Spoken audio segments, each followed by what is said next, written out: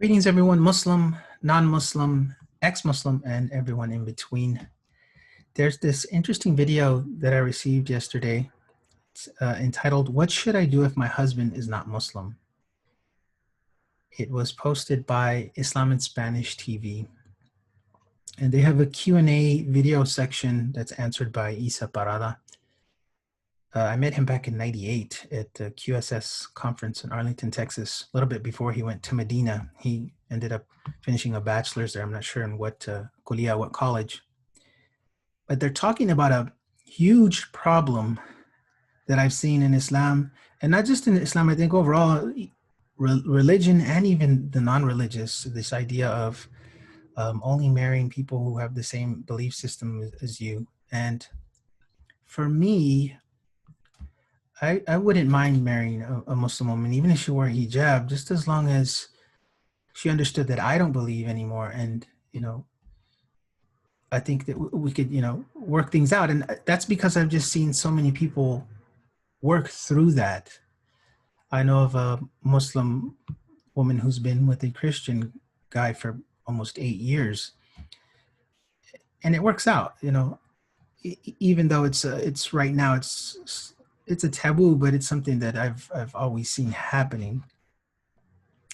At any rate, I want to share what I've seen, what I've experienced in my 28 years that I was a Salafi Muslim. And this is strictly from a life world discourse experience, not sourcing anything from Quran or Hadith or anything like that in this particular video. If you want me to, you can put a comment there and I'll reply back with a verse number or a Hadith or anything like that. I'm going to play the video, and then I may add a little bit of comment while Issa's talking, and then I'm just going to share really quickly my thoughts on it. The question that they posted was, many Latina sisters are accepting Islam, but their husbands are not Muslim. What are your thoughts on this?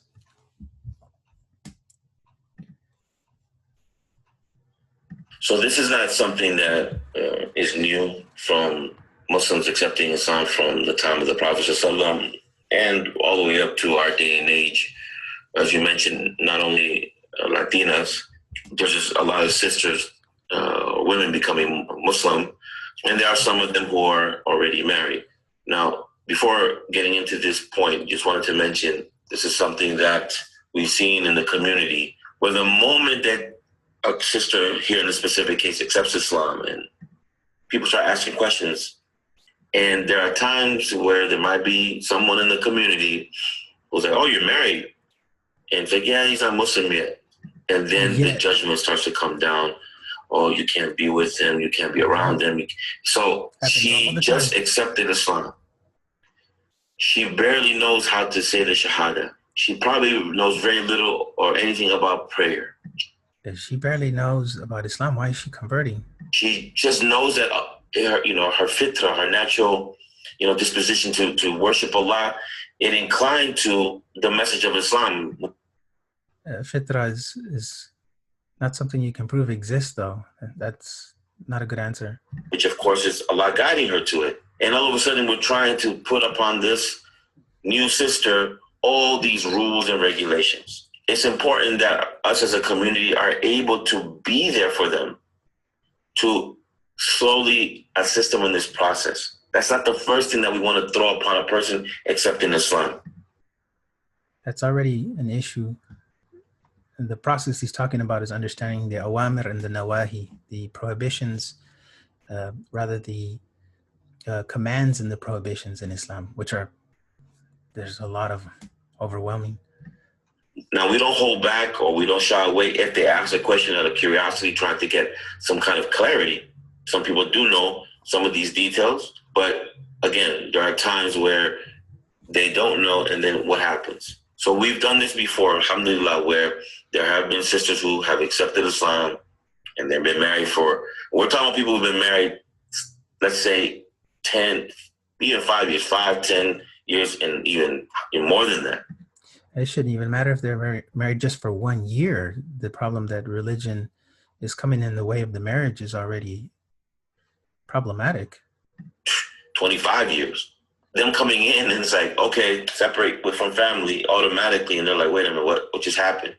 Remember, we're trying to assist this sister or this individual or get to have a stronger connection, of course, with Allah, understanding in more detail her purpose of being on this earth, and then also integrating her husband into the community so that we have the opportunity to invite him to Islam. This is something that we should try to do within whatever community that you're in. If you're seeing sisters accepting Islam that are married, that first, let's not throw a bunch of rules and regulations upon them at the moment that they accept Islam and scare them off. That we're able to talk to them and just give them, a step-by-step approach on what they should be focusing on, and make it a point too. We would love to meet your, husbands. Generally, hey, let's take family out to dinner, maybe this weekend or next week. We'd love to meet that kafir.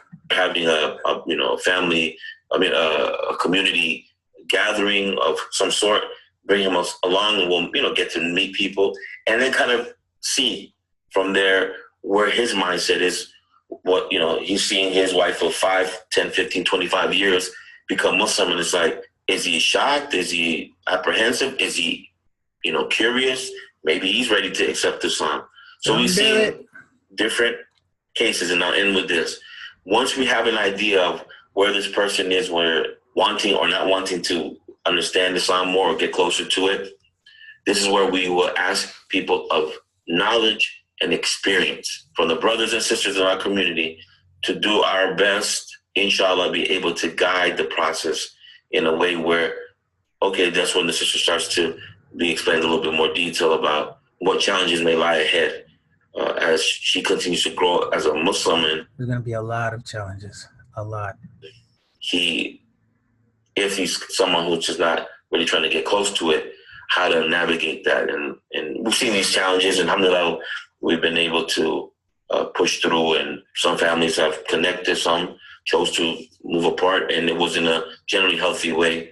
And that's what we're trying to do to make this situation easy for a sister who accepts Islam and her husband is Muslim. That was an okay response. That wasn't extreme. I think there was a lot of holding back, though, to be honest with you. And just the whole situation reminds me of something that I spoke about in an article that I wrote for sedda.org, SEDAA.org, called Ex-Muslims Are Not an Authority on Islam. It was in response to a tweet from Dr. Considine, hope I'm saying it right. He's from Rice University. He's a sociologist, and he's an avid supporter of Islam in Spanish. They always host him. Oddly, he never has any ex-Muslims, so you can kind of tell where his mindset is. And let me just read what I put here. This is something that I think would probably maybe alleviate the problem of these types of marriages that seem to be a big issue in Islam, where a woman becomes Muslim, she converts, and then she has a spouse who's not Muslim. So we have here, I said, first, in order to become a Muslim, one is not asked to learn Islam intensively before converting. There's no need to master Arabic and all of its intricate grammatical sciences, or to memorize the Quran with all of its pronunciation rules and modes of recitation, or to memorize gazillions of hadith along with the chains of narrators and their biographies, or to learn Islamic law and its multiple rulings that coincide with the Islamic text.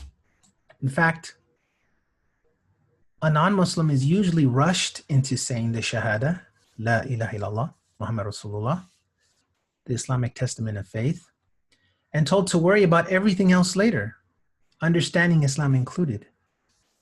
One can see the recipe for disaster once the new Muslim learns more about Islam and discovers things that are irreconcilable for them to believe in.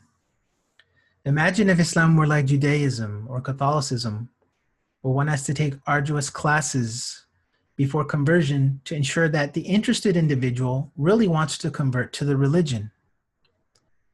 Imagine the amount of people who would have second thoughts before converting after learning about something in Islam that did not sit right with them during the conversion classes. I think such an approach would probably result in fewer converts, but there would be those prone to staying Muslim after knowing its pros and its cons. I'll post the link to that article in the description box. I just wanted to mention that because I think if Islam was like Judaism and Christianity, what I know of in my studies of Judaism when I was doing my undergrad, it takes anywhere from a year, and I even heard one professor tell me 3 years to convert to Judaism. It's a strict process. Catholicism, I think, is a year or two to become Catholic. You have to go through these conversion courses, and they do that to make sure you're really ready to convert, because the step is, you're coming into this faith, and we want you to fully understand it, and that there's no surprises. Imagine if Islam was like that. You couldn't just take the Shahada right away. You had conversion courses that taught everything. And when I say everything, you teach them everything in that year or 2 years. Let them understand what Islam is all about. And then they can say, hey, I can't do this. Or, hey, this, I can work with this. And at the same time, what happens with that is they bring up this issue of marriage. A Muslim woman cannot be married to a non-Muslim man. It's not vice versa. A Muslim man can be married to a non-Muslim man. But I've seen a lot of problems with that, where the man becomes Muslim and the woman doesn't, and he wants her, to start being pious and acting different, and that causes problems as well. It's not just the other way around. I think they would have a better solution to that problem, because what happens is they're just rushing the deen. As you see, he's just talking about the fitra, the meaning of la ilaha illallah, why they're here, the whole وَمَا خَلَقْتُ الْجِنسَ وَالْإِنسَ إِلَّا لِيَعْبُدُونَ. We have not created humankind and jinn except to worship me, from Surah Al-Dhariyat. And that's the only purpose for your existence. I mean, that just shows what God's purpose was, right? Allah's purpose. It doesn't show what the human's purpose is. I mean, this is what God wants me to do, but what about what I want to do, right? And so that's not taken into consideration when they give dawah. They don't fill them in on everything. And then the Prophet's life itself is quite controversial. There's many different things in Islam that just don't sit right with people. So teach them this stuff before they convert. And then after that, you can see, hey, this is the situation. You being married to your husband who's not Muslim, there's going to be problems along the way because the ruling is this, right? And I think if you're a little bit more honest, that would alleviate the problems. And I think they should do research on this. If there's research out there, if someone knows, please post a comment for me. But I don't know of any research on what happens when a non-Muslim woman is with a non-Muslim man. I mean, a Muslim woman converts to Islam and then her husband stays non-Muslim. It'd be interesting to see some research behind that. So what I want to end with here, I want to talk about, I have some notes that I put down. I want to talk about the issue of what I've experienced in my 28 years of when I was a Muslim and what I've seen. And to some extent, I agree with what Issa's saying. But for me, it's 50-50, okay? I'll tell you what I mean by that. I'll talk about the first 50 that I'm talking about. So 50% for me that I've seen, again, anecdotally, just based off of what I've seen and what I've heard, of a Muslim woman, she converts and her spouse is non-Muslim. 50% of those, in those 28 years, I've seen 4 situations. The first is a woman converts to Islam and then her spouse follows her, whether that's short-term or long-term. Short-term, I mean, in a short amount of time, maybe a day, 2 days, a couple of months, or a long period of time, years.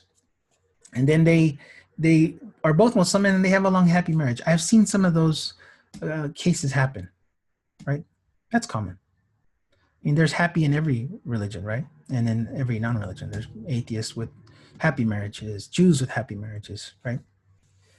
The second one is the woman converts and then her spouse converts with her. and then they're Muslim for a while, and then things don't work out, and they divorce as Muslims, and then they remarry other Muslims. I know of a couple of situations like that. The third that I've seen is when both converts, they both convert, wife first and then the husband, and then one of them leaves Islam. And so I've seen a couple of situations, maybe even more than a couple of situations where that has happened, and either they stay together and they work it out, or they divorce because one isn't going to tolerate the other one being non-Muslim or ex-Muslim. And then this last one, I don't know how true this one is. This is something that I've heard from a brother in the masjid one time, is that there was a woman who converted to Islam and her husband wouldn't convert. And so the community told her, be patient, Allah will guide him. And before you know it, he'll be a good Muslim, inshallah, sister. Be strong in faith. Sabr alayki, have patience.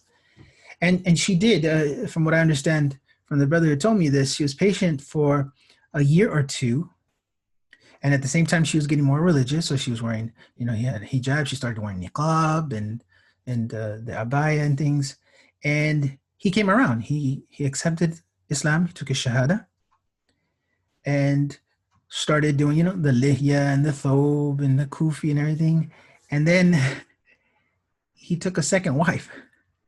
And she divorced him. She left him. She's like, how dare you take another wife? And it's like, oh, you became this super Sunni, and then now you beg for Allah for your husband to become Muslim. They're like, astaghfirullah, sister, and now, Allah blesses him with another wife, and you leave him. So I've heard of that situation. That one, I don't know if it's true, and I wouldn't doubt that it wasn't, because I've heard some crazy, crazy shit. So wouldn't doubt if it has happened to more than one person. Then the other 50%, where the Muslim woman converts, but the spouse doesn't accept Islam. So there's 3 situations that I've witnessed. These I've actually witnessed. So the spouse doesn't convert, and the wife will say, I'll give you such amount of time, or says, I've waited years and you're not converting. It's not going to work out. And they divorce. That happens. Issa has mentioned that he's seen good situations. I've seen where there's bad situations. They go to court. I know of a situation of brother, he became an atheist, and he felt that the wife who stayed Muslim was too extreme in her religion. And they went to court. He fought for full custody, and he was like, my children aren't going to learn that shit, and I'm not going to have them learning religion is nonsense. And he took custody of the children. I don't know how that worked out afterward, but it happened. The other situation is they stay together, meaning the wife is a Muslim and the spouse doesn't accept Islam, and they just work it out. And I know a lot of people like this, where the wife, is like, look, I'm just going to accept you for you. I love you. We've been together so long. We have children. We have a house. We have, a good thing. And I'm not going to let religion get in the way of it. And I've seen those marriages work out than some of those who are super Salafi and had marriages that the people are, mashallah, this is a good couple, and they divorce. And you're like, what? They got divorced? I've seen the opposite, where there's the Muslim woman who's converted and her husband doesn't convert, and they have this long, happy marriage. And then the last one is where the woman converts, the husband won't convert. He's like, nah, I don't believe in it. Islam doesn't seem right. And then as time goes on, the woman just leaves Islam. She says, it's just a phase. It's not something I want to believe in. So those are some experiences that I've seen that happen. And just to end on this final point, because I don't want to go too long here, two big points and then a little small point. The first point, and maybe they're not big, but to me they're just kind of like what comes to my mind when I heard this. This problem of the Muslim woman not being able to be married to a non-Muslim man is one out of many that women find themselves into when they convert. But what's happening is it's causing Islam to reform here in the United States and in other so-called Western countries in ways that would be unacceptable somewhere like in Saudi Arabia or Iran or somewhere where there's a Muslim majority that rules by Sharia or off, portions of Sharia. Like I could think of like Egypt isn't totally Sharia run, even though they like to boast that they do.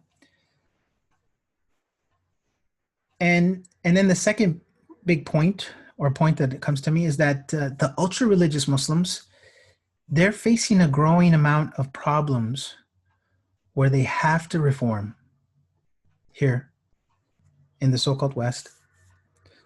And they have to reform those old and outdated beliefs and rulings. And so this is something that to me I see as being good, because what's eventually going to happen, it's just going to be normal and acceptable for a Muslim woman who's converted to Islam to just be with a non-Muslim man.